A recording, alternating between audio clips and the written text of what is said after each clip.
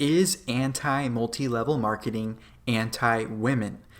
Right now I'm going to touch on 3 different categories of anti-women stances I've seen touched on by the anti-MLM community, whether it be people in the comment section or content creators themselves. And those 3 categories are exploitation, predation, and degradation of women. Let's start with the exploitative side of anti-MLM. So a common argument against multi-level marketing is that those in the top ranks of these companies are making money off the backs of those in the bottom ranks. Now, oftentimes the people in the bottom levels of these companies, which are female dominated, are often given the label of victim in the anti-MLM world. And I believe the anti-MLM world and that whole movement is also making money off the backs of these same so-called victims. Now you may be saying, well, some people in the community don't monetize their anti-MLM stance, either as content creators or viewers or commenters. However, building a social media following of any size has a value in today's society. And I've seen some anti-MLM creators point out in early stages of their content creation that they don't make money off their videos.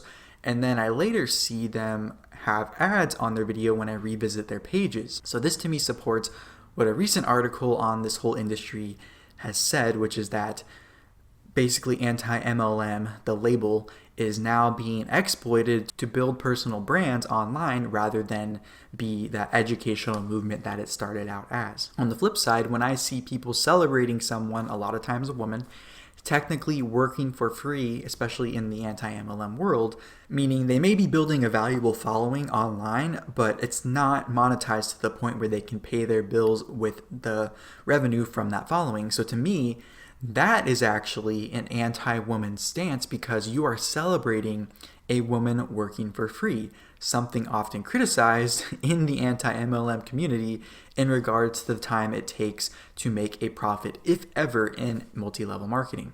Also, this is contradictory to a lot of the conversations around women working for free in general. Now, the exploitation is very apparent when these quote-unquote horror stories are used to scare people who are anti-MLM from going to the middle on this topic. To me, it is anti-woman to scare a community of mostly women into not making certain decisions for themselves and using examples of people going from anti-MLM to MLM to keep people on your side, because to me, it shows a weakness in the anti-argument. If your side has such strong standing on what you believe, how can someone leave for the thing that you criticize and are so strongly against, and also be framed as this person who left and almost took down an entire movement? Also, turning people's pain into entertainment, in my opinion, is exploitative, because a lot of what I've seen is content that starts out educational and then it turns into entertainment once that one point is made in one video, and then it starts coming up over and over and over again in dozens of videos with the same points being made for the same group of people over and over again. And to me, this mimics cult-like behavior, which I will touch on in a future video regarding MLMs and the anti-MLM stance. Now, in regards to predatory behavior, another criticism of multi-level marketing, or as some call it network marketing, is the appearance of preying on people's vulnerabilities or pain points to market the product or business opportunity.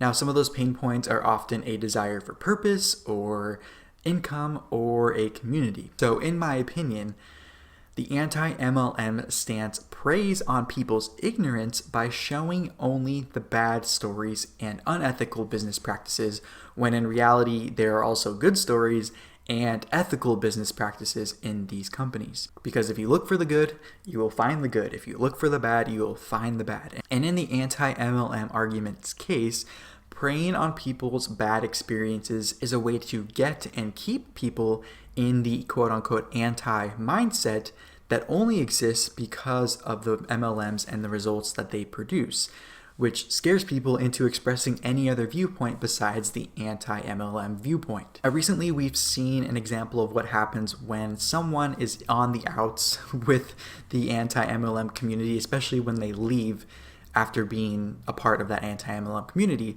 which brings me to the degradation of women point that I've seen displayed in the anti-MLM community. Let's start with just education in general. So for a community that says it is about educating people on what happens in MLMs to prevent people from joining and using unethical business practices within them, it sure is interesting to see a person on the outs education history being discredited. If you were pro-women empowerment, wouldn't you be celebrating a woman trying to better herself?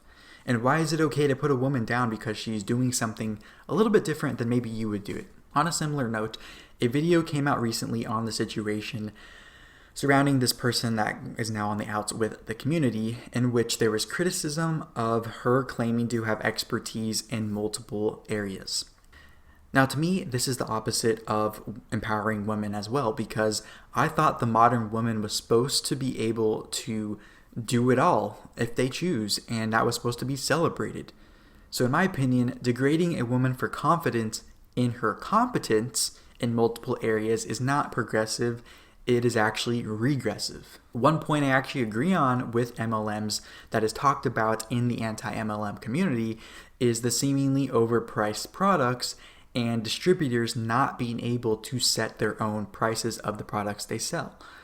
The problem is when someone left the community for an MLM, then created a supplemental product in which she could set the price herself, she was and still is being heavily criticized and labeled a quote-unquote scammer. So how can you say you are pro-women empowerment, then bash a woman for charging what she feels she is worth? Especially when someone in the anti-MLM community, maybe more than one at this point, are trying to do the same thing regarding some social media training and influencer training. That to me is not women supporting women. But I'm sure there will be some people still trying to justify this behavior somehow. But at the end of the day, I know, and I know a lot of people are finally waking up to this, that it's becoming clear that the quote-unquote pro-women, women supporting women, whatever you want to call it, movement is actually being weaponized by many as a means to an end for total authority over people. And in my opinion, this is being shown in the recent behavior of the anti-MLM community. So I look forward to seeing your comments in the comment section below. And if you want more multi-level marketing MLM related content, make sure to tap or click the screen next to me if you are watching on YouTube. And I will see you next time. Bye-bye.